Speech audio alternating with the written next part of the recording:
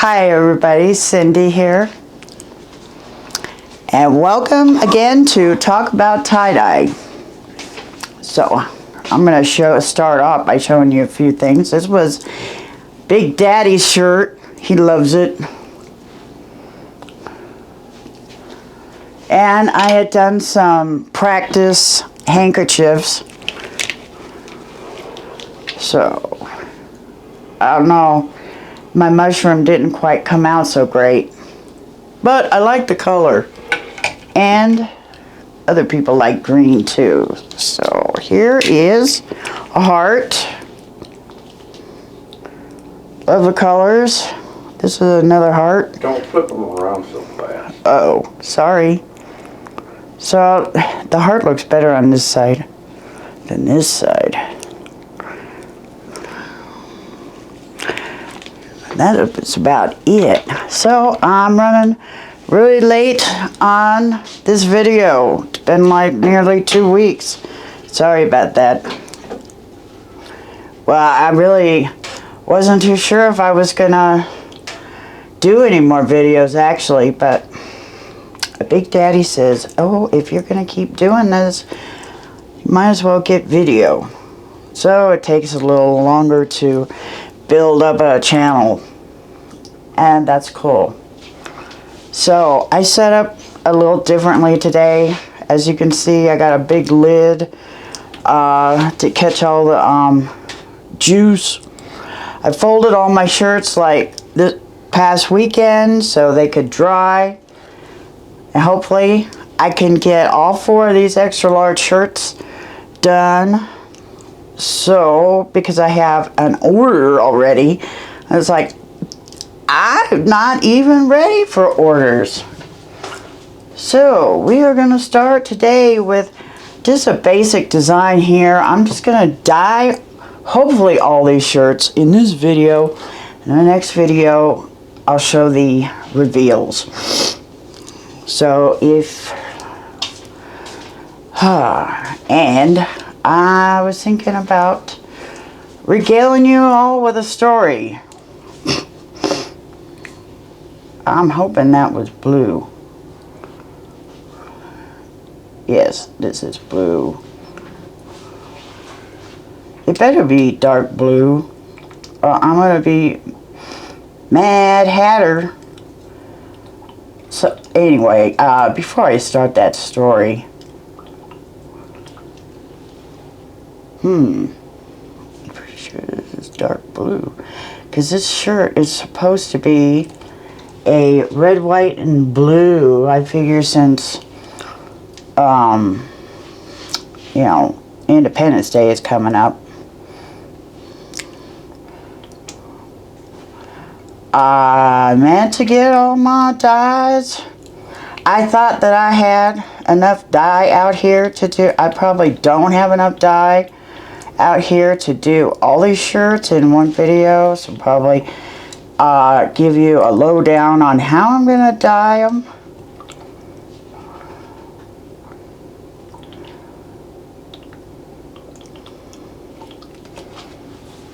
Wow, my red really I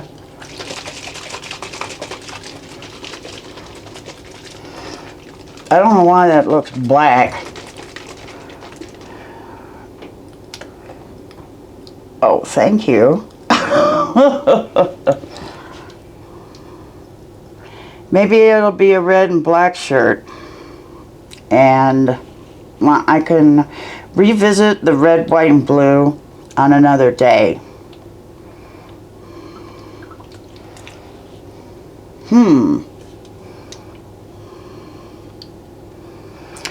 Yeah, I was watching this one video, and you know, they suggested that you fold them up wet and you let them dry that way. And so that's what I was waiting for, really.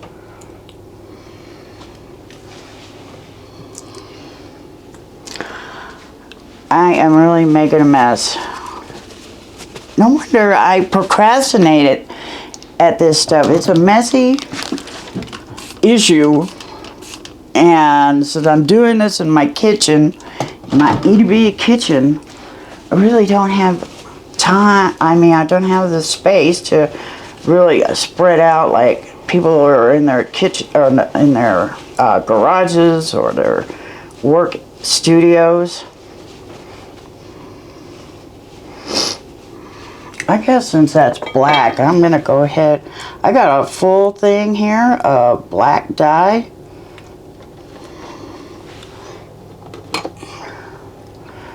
Oh, they just don't make these sponges like they used to.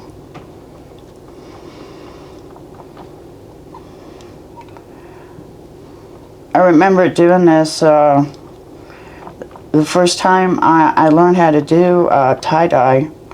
And the gal, she used cups and these kind of brushes, and I just remember the spongy part being holding a lot of dye. I'm like, this seems to be doing, anywho. So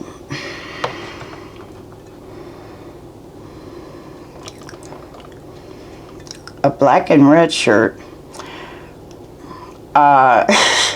My bad. I just woke up. It's 3 o'clock in the morning. I figure I better do this video before I get the heebie-jeebies again. That's really what's been happening. I get everything ready, and all of a sudden, I can't do it. I've done talked myself right into a panic attack. And even Big Daddy is like, are you going to do a video? He's got the tripod set up, the camera set up, and I'm like, I just go run and hide in the bedroom. Terrible. So what I'm going to do with these, instead of, what I've noticed too is when I wrap them up, so these aren't definitely not going to fit in a Ziploc bag. I'll have to use a store bag. And what's happening is, so all the dye, the excess dye doesn't have anywhere to go except for to absorb on the shirt. And that's why I'm getting like runs here and there that I don't want. So I'm going to let them dry out, not wrapped up. And hopefully I can find the space for all that.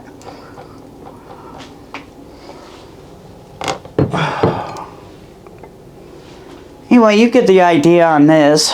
I'm going to put it over here so it's out of the way. And what I will do is turn it over and do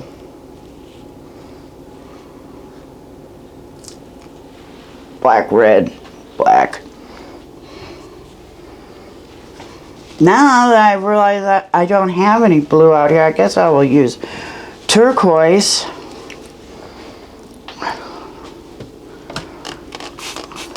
For blue, I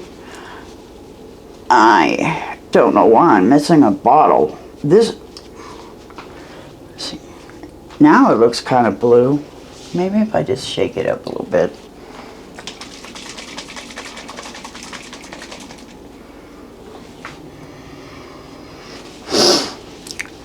Oh, so let's see.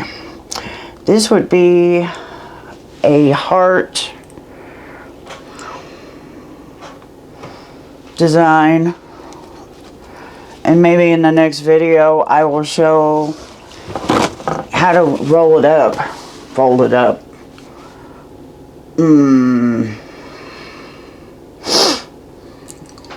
Or maybe a mushroom.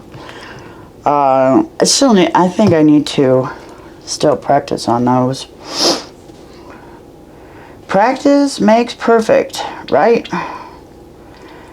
Not really. You know, I think that you could, even if, no matter how professional you are, you get at these, I think you can always screw up. It's easy to do. Just one sneeze or cough and your dye is not where it's supposed to be. Okay, so I'm going to tell you a little story about leaving Las Vegas for me. So, oh man, comes the heebie-jeebies. Back in 2004, right after I got, it wasn't right at, well, after I got fired from a driving job, I met this character. I'll call him McLeod. And he said he was leaving Las Vegas to go to Ventura Beach. For what reason? I don't know, to be a beach bum. I said, that sounds good. I need to get out of Vegas. I'm stagnating here. So, how are we going to get there? We're going to hitchhike. We're going to hitchhike from one of the truck stops, which was actually located in Blue Diamond. If anybody knows Vegas, they know Blue Diamond. I think it's a TA truck stop there, I believe. And that's where we sat for at least a week. We sat there a week trying to get a ride. And see, like, that is a major screw up. I didn't want to do that. I don't know why this stuff beads. It beads on a shirt.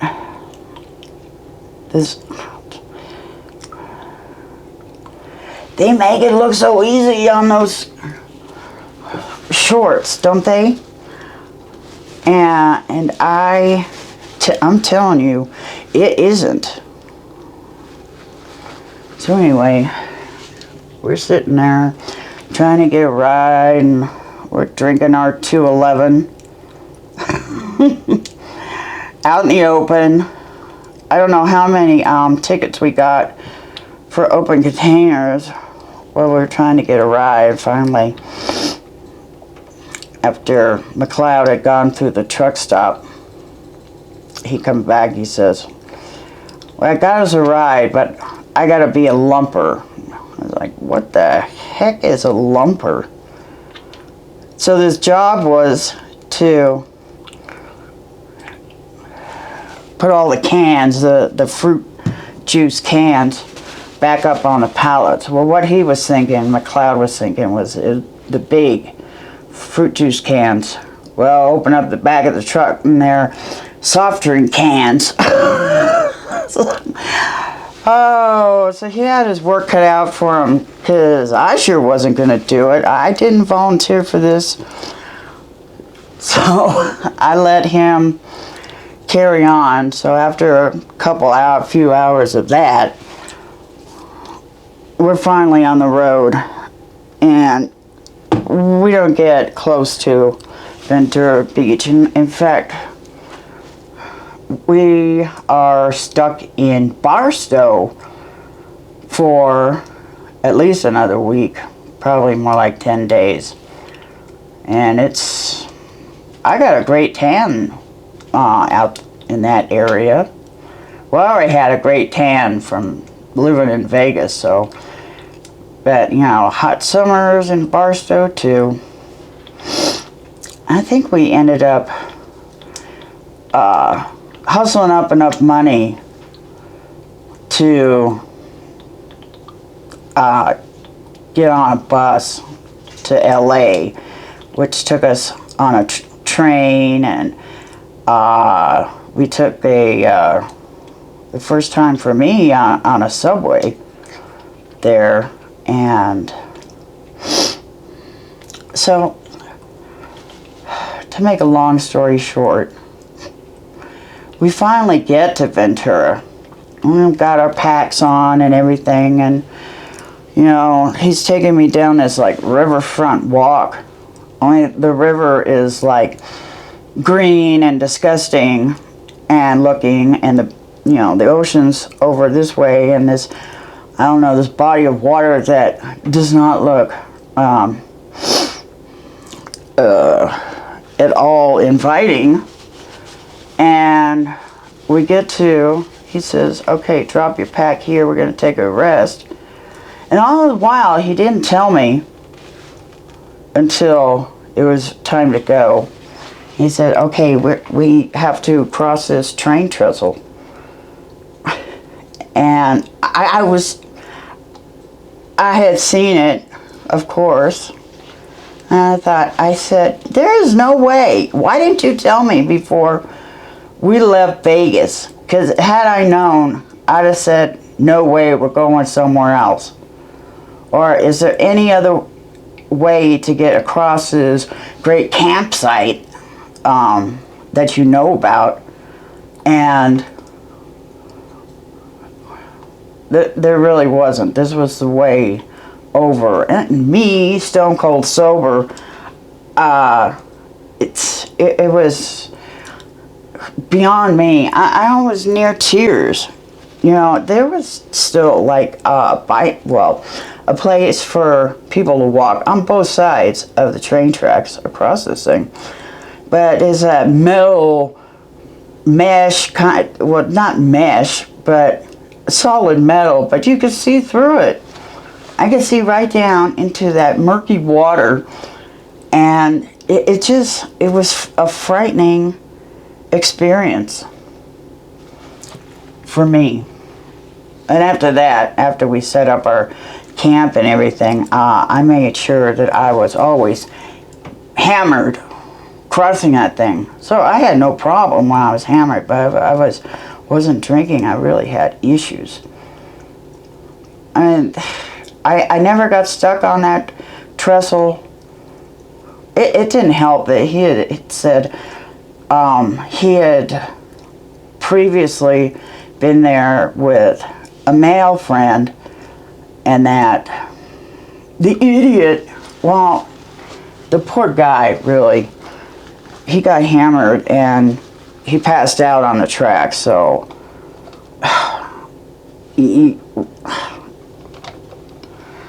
I guess what a way to go, huh? But anyway, so that wasn't, I didn't mean to leave off on a sad note. It was just, to me, it was horrible. And the 2 or 3 weeks that it took for us to get there, and he had never mentioned this trestle. It was horrible to me. I mean, I don't know. Man, people just, it was sketch city to me. When people are just jogging, nonchalantly, even riding their bikes across there with no problem. And after we had been there a while, and he already knew some of the homeless people there, so I got to listen to their stories. There's a little space on that train trestle where if a train comes, there's a little like 5x5 area that you can go through the little wire fencing and stand on. Thankfully, I never had to use it because it was, well, conveniently only on one side and only at one end of the trestle. So, I just was not a happy camper. And I definitely wasn't a happy camper after finding out that Ventura Beach is loaded with poison oak. And of course, me trashed on Canadian Mist. I fell into it one day, and McLeod was like, do you know what you're rolling around in? And I was like, I don't care. You know how drunks sound. I don't care. And I ended up with poison oak from my waist down. So, you can you get the hint there. I mean, it was everywhere, and I was apparently highly allergic to it. Yeah, that lasted all the way through till when we were stuck in Lodi. And that was shortly after that trip to Ventura Beach, because we weren't there too long, about 3 weeks. I gave it 3 weeks, and I said, you know what, I'm stagnating here. We need to get out of here. And McLeod had this grand idea that we would follow the NASCAR circuit and put up tents and maybe even start our own parking lot areas. Really? And yeah, really. And I said, well, whatever. At least we're moving and going somewhere. We're going somewhere. You know, and this was back. This is too bad that this didn't happen, you know, when cameras were around, or, you know, cell phones. Maybe cell phones were out and I didn't know about it, because, you know, in 2004, I don't remember I don't remember when the technology and everything came out. Yeah, but, yeah, so we hitchhiked. Of course, we went from basically truck stop to truck stop, so, you know, we weren't really stuck in main downtown Lodi, but out where all the truck stops were. I think there was a TA and a Flying J, maybe a Petro? Petro? Someone started with a P. But definitely, you know, TAs and Flying J's mainly we would go to. But yeah, that was interesting. We were stuck there for at least a week. I mean, there was a lot of people there. It seemed to be, well, if people want to ride, they would, if they needed a ride, they go to a truck stop. And even there was a dude there with 2 big dogs trying to get a ride. And I just thought, really? How did he get a ride before we did? And it's just the way it goes sometimes. But I wanted to make that story a little longer.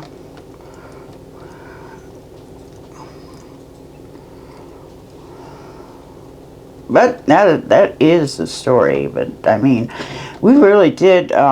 It took, you know, it just irked me, the whole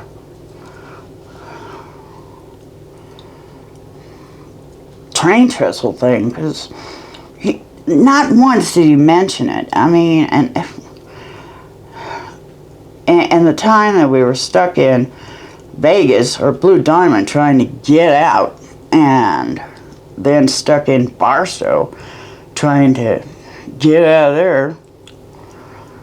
Oh, yeah, the truckers would go by and say, hey, you guys got nice tans. Yeah, that's from sitting out here in 100 and something degree heat. Give us a ride. Oh, going north, going east, going anywhere but where we were going. We were trying to get at least to LA, but nobody was going that way. I was like, oh man, that's what we ended up having to pool our resources, hustle up some cash and get bus tickets out of there. I got many stories like that, being stuck in the middle of nowhere, Nebraska, or it might have been Iowa. I mean, nothing. As far as the eye can see, a 2-lane highway with, you know, a road going either way, a dirt road going the opposite way, and just looking at him saying, "Hey, it's a fine mess you got me into now, McLeod." And he'd be saying stuff like, "Come on, people." Oh, what people? There was like nobody on the road. Aliens didn't just drop us off here. But, you know, thinking we'll probably get a storm or maybe even see a tornado, and then out of the blue, here comes a beat up old car with 2 gals in the front and a bunch of kids in the back, and hey, cram your stuff in the back in the trunk and slide on in. We'll take you to the next town. That's pretty cool. You know, just out of nowhere. How does that happen? I don't know, but it did for us. We were lucky. We were lucky then. There, like I said, nothing out in the middle of nowhere. And you get the idea on this. Okay, so this was a heart. This is a heart design. And what the black will do is accent the heart. Well, anyway, that is the idea. It looks like I am not going to have enough dies to finish the other 2. So what I'm going to do is I'm going to finish these up, and I will see you next video with the completed shirts. I will have them done, and I will see you all later, Gator.